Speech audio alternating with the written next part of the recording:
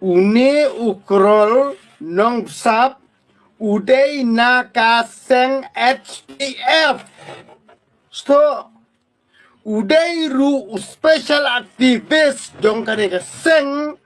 na kaneka daw ngangan ong ipi usngo ting usngo smith bayo ndang ngangala thawika anti-corruption organization uting yu upau kerteng namar nadu ketika seng udah public city jong kaseng HPF kaseng balang HPF wat persyang betik merau wat persyang berjalan baklai ke imlak salang jungi namar balai ngangon ong ifi penbitare ngang ya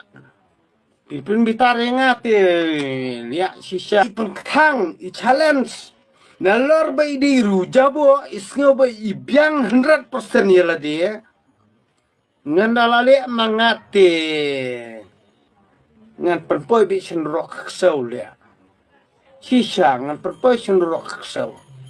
ngan pen isndon ya kasang jong ubat ya kata kakam ba ubat kaei kakam kaba udaikum uto special activist kaba ula sim action ya kata kajing wat RTI ka jong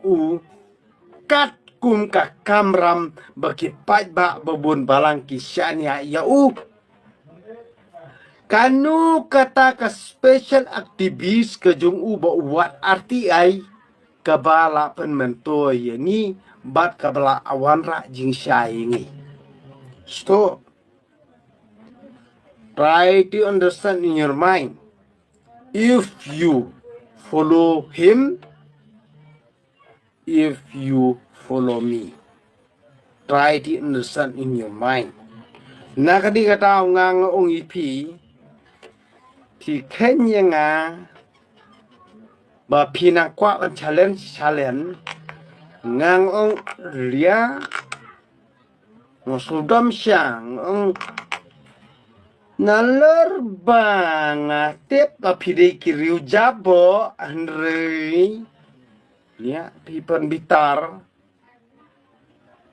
ki ohna let us play the game lia let us play the game up ngaspa edit sendan ngan pen i sendan lia wat persyang betik merau wat persyang berjalan baklai ke imlak salang jungi namar balai ngangon ong ifi penbitare ngang ya penbitare ngate ya sisa radom ngate pi penbitare ngam pi kwa bagi pa bar khot kemutkin kenya nga uri jabo lia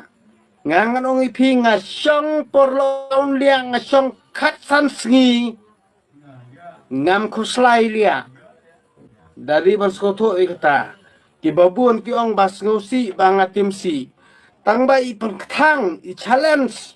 nalor bay di rujabo isngo bay ibiang 100% yala dia ngandalale mangate